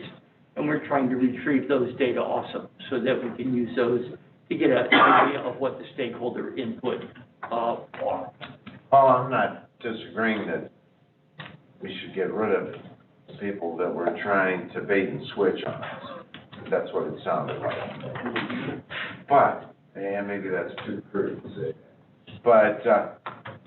But last time when you presented to us, you had stated the reason why you wanted an outside source was that, and if I'm wrong, please correct me. You said, I believe that you said that individuals would be more willing to talk with people outside the organization than inside, and that we thought we could get better information then. That was the thought, and I still believe that. Okay. However, we already have. Are we going to lose a lot by getting rid of this piece? Can we have some questions? Because with the other group that we're looking at, they will be able to provide some focus groups And they're gonna also provide, Magnetized? yes. Okay. Yep, that's in their proposal. So they're looking at discovery, focus groups, and some surveying. So that'll be helpful for them, but also we can provide, neutral people within our organization who will be able to work on some focus groups. And we also think that we'll be cross-referencing some of that information with providing internal focus groups with our groups too. The only other thing that I would ask Yes. is that,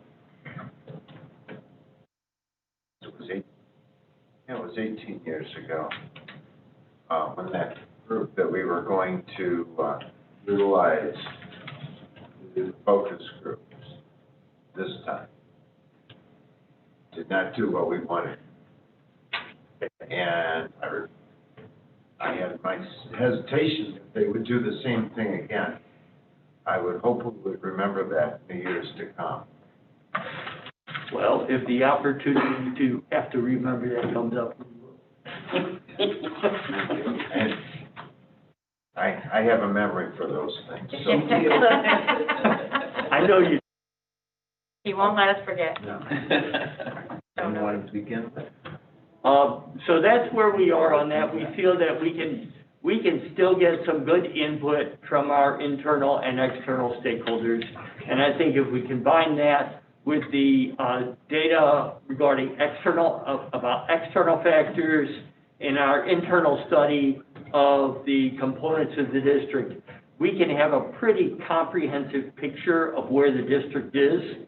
And from that, we should be able to identify some priorities and some directions that we feel the district needs to go.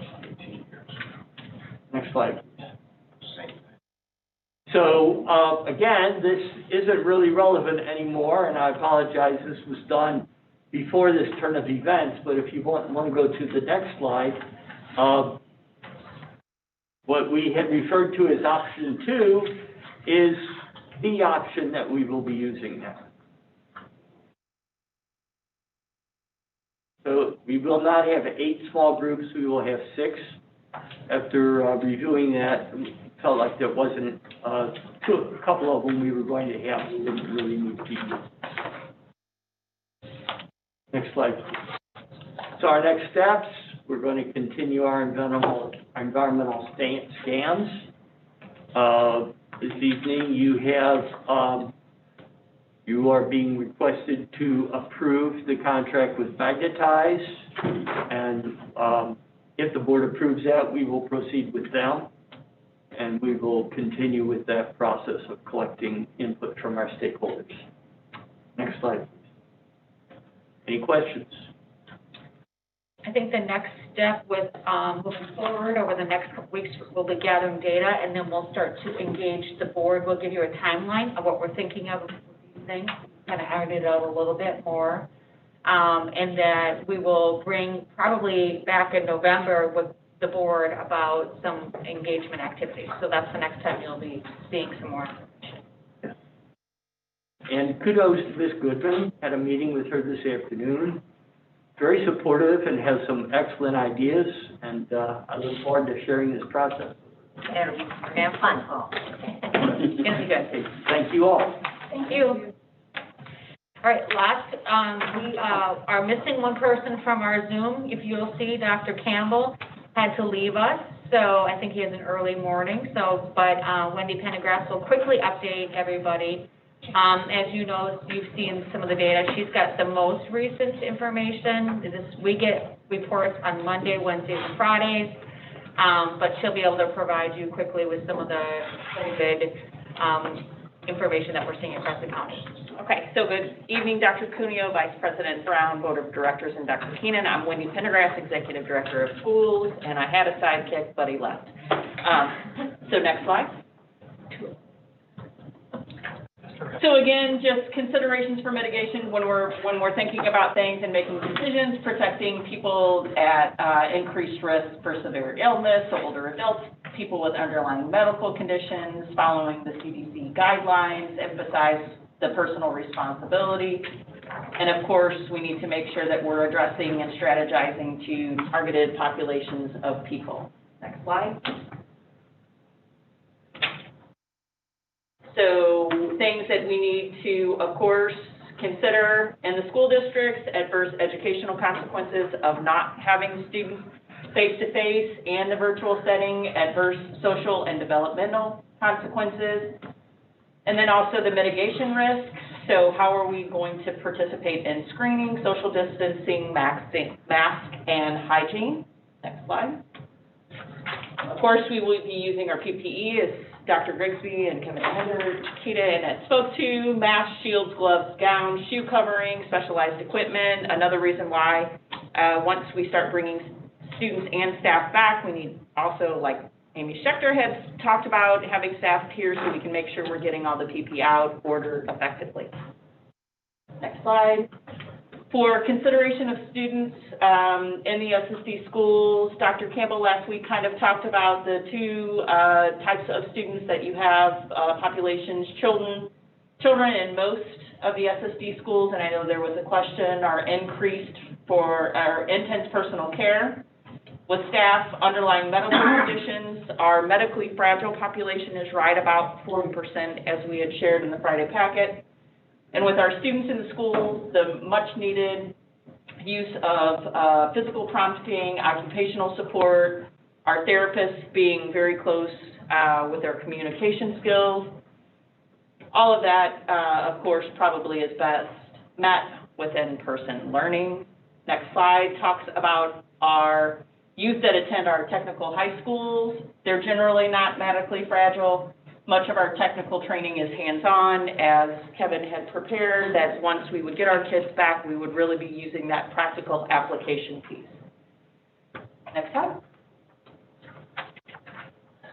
So again, Dr. Campbell and I looked at the information that was provided. You also have the latest report that is dated September 21st, with the key indicators. That is from Education Plus. Next slide. So it looks at the 7-day rolling average. At this time that the report came out, which was September 11th,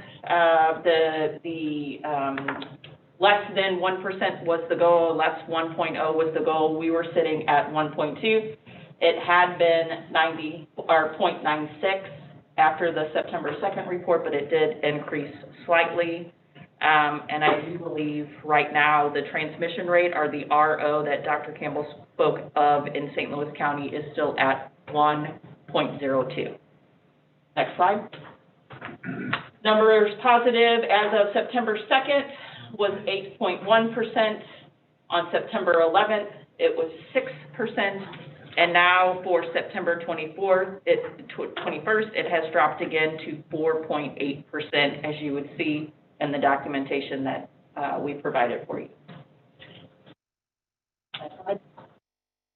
Again, that is from September 11th, and this information is ever changing. It does stay on the 7-day average. If you look at the very first page, this is the most up-to-date information, which is the 21st. That shows the 11th. Next slide. It gives you a little bit more information about the transmission rates, the color index that we talked about last week.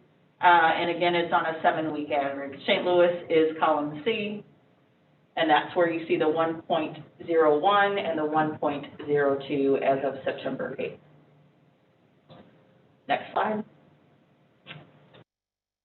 Yeah, I have a question, and I'm just curious, because I was trying to figure out, we're doing all these generalizations, K through 2, less scores for COVID, and that's how we're doing it. But I was just wondering, are there any studies that shows that our population is similar, or can we generalize from kids in our schools to the general ed population? At this time, Dr. Campbell has not found any information, but he continues to look to see if there's any studies. I was just curious if we're comparing apples and oranges. Yes. Because of maybe variables that we aren't looking at. Yes. Hygiene, medically fragile children, maybe a certain type of diagnosis you have a chance to touch your autistic kids are constantly touching. I have children with autism. I'm just trying to figure out, can we generalize on this? And that And it seems to be the $64,000 question.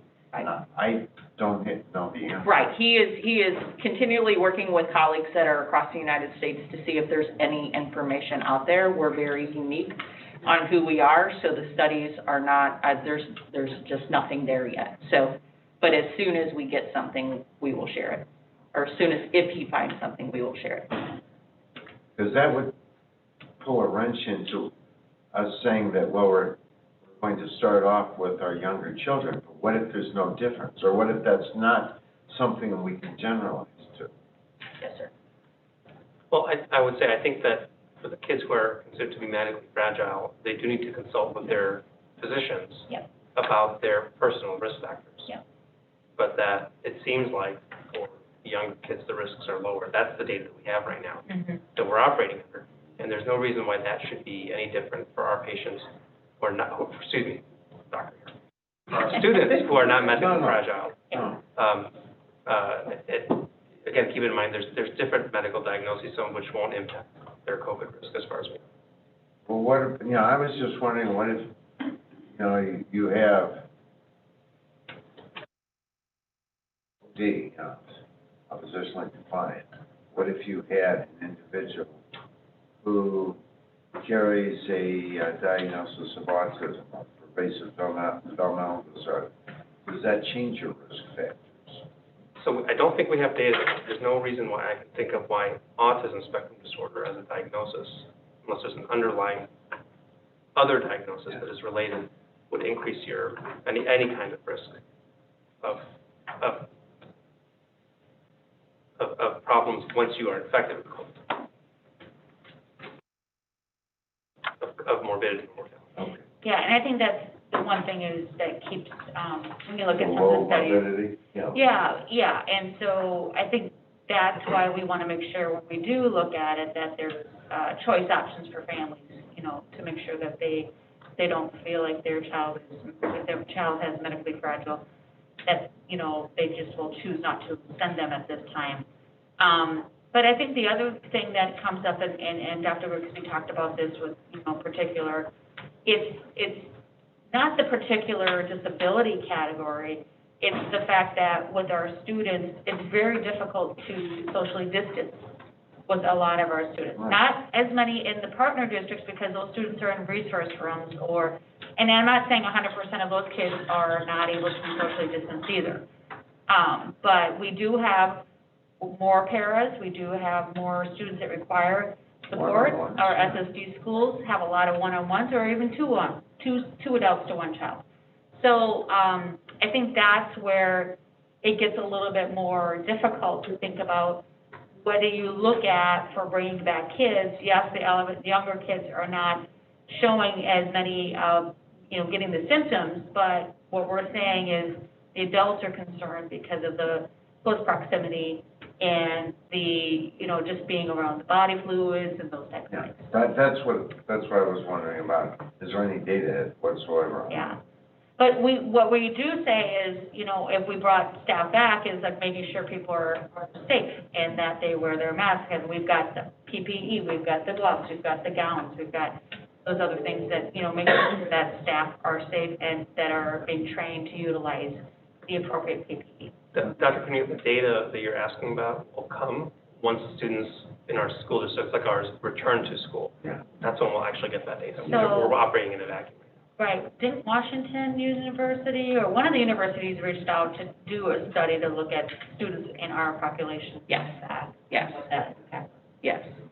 Yes, Washington University was the person that we contracted with. We continue to meet with them to establish what that's going to look like when we get kids back. Yeah. Yes. Any other questions?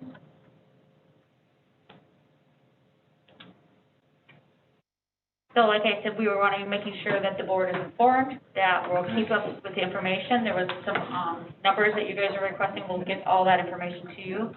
But, we want to just make sure that we were having these discussions and that, you know, as we start to continue to see the data trends, that the board is comfortable ready to step on. Just so that I understand, once we make that decision, and again, that whether it stays that decision or not, of course, depends on the trends Right. and the data. But once we make that decision, there would be 4 weeks before that could start up. Am I correct? We're recommending the 4 weeks to get the staff back and give families enough time. You don't need a vote on that 4 weeks, do you? No, we just want to make sure that when we're ready for it, the Yeah. board is ready to. Okay. No, that once we make the decision to go back, Yeah. you're saying it will take 4 weeks. Yeah. That's what I think. I'll make sure. So we will be looking at almost near the holidays, most likely. Yeah, several districts are looking at not bringing anybody back until at least second quarter. Thanksgiving. Labor Day, no, I mean, Veterans. Thank you. All righty. Next item. Moving right along, would someone like to make a motion for an approval of the consensual agenda? So moved. Second. All in favor? Aye. All opposed? Action items. Okay, I believe 7.01. Didn't you say that one has been? It's resolved, yeah. It is resolved, so we don't need to deal with that one. Oh, okay. Would someone like 7.01, would someone move to accept? So moved. Is there a second? Second. Jan, you said that your question's been resolved. Does anybody else have any questions on this item? All right, all in favor? Aye. All opposed? Motion carries.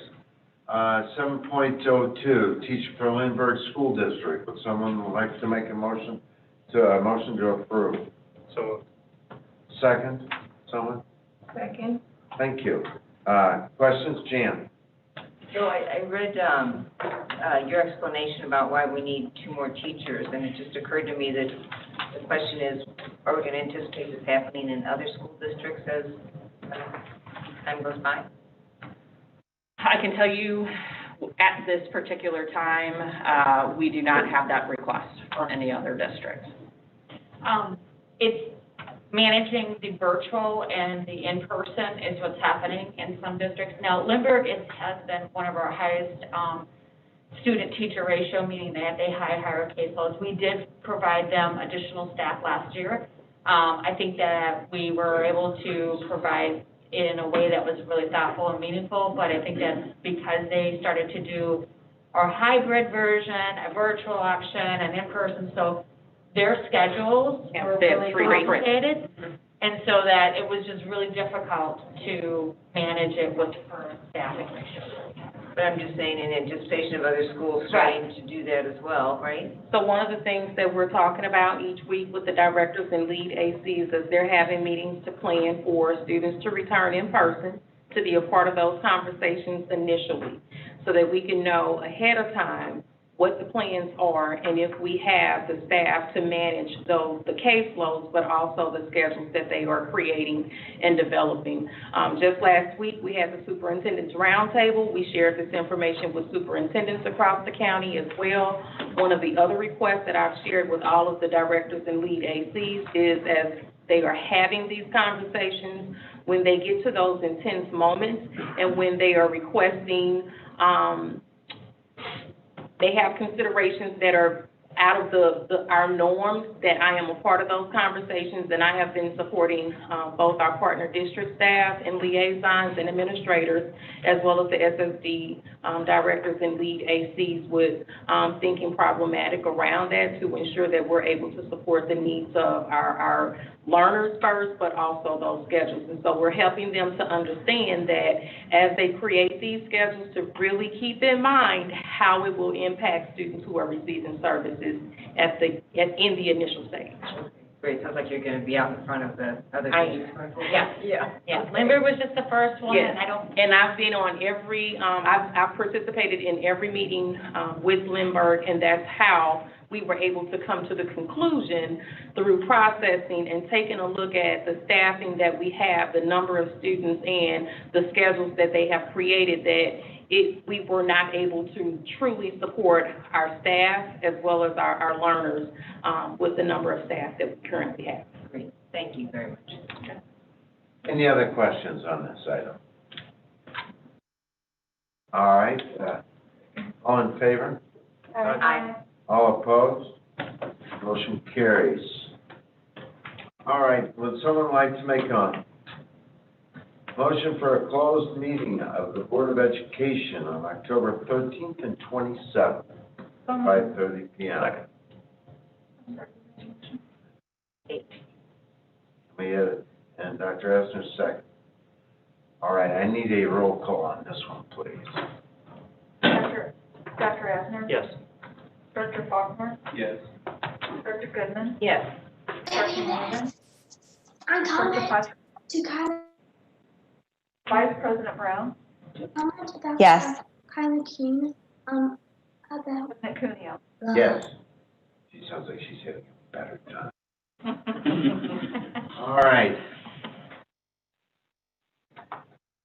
Would someone like to make a motion of approval of minutes for past meetings? So moved. Second. All in favor? Aye. All opposed? Motion carries. Following items were approved in tonight's executive meeting: employment, resignations, retirements, salary adjustments, extra duty pay, and vacancy data. Termination of employment, permission to purchase 11.83, permission to explore the purchase of 11.3 acres.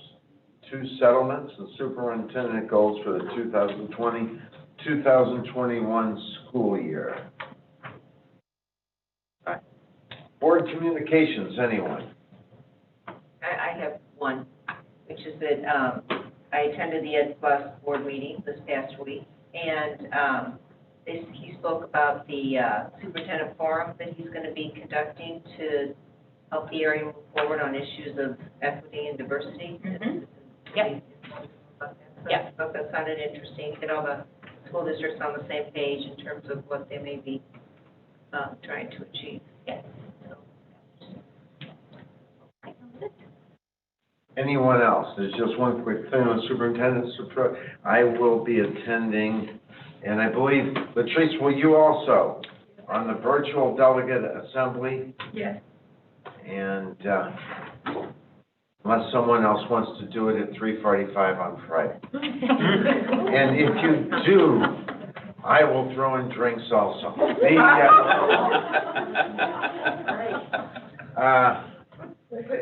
Please feel free to contact me. You have my email or phone number.